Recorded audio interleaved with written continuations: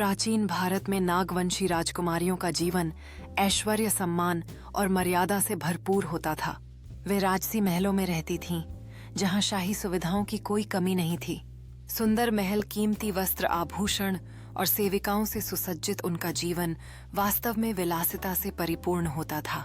शिक्षा में भी उनका विशेष स्थान था। वे वेद, संगीत, नृत्य, काव्य और राजनीति की पढ़ाई करती थीं, जिससे उनका व्यक्तित्व प्रभावशाली और बुद्धिमान बनता था। नागवंशी वंश में स्त्रियों को शक्ति और स्वतंत्रता भी प्राप्त थी। वे केवल सुंदरता की प्रतीक नहीं थीं, बल्कि आवश्यकता पड़ने पर राजनीति और युद्ध में भी भाग लेती थीं।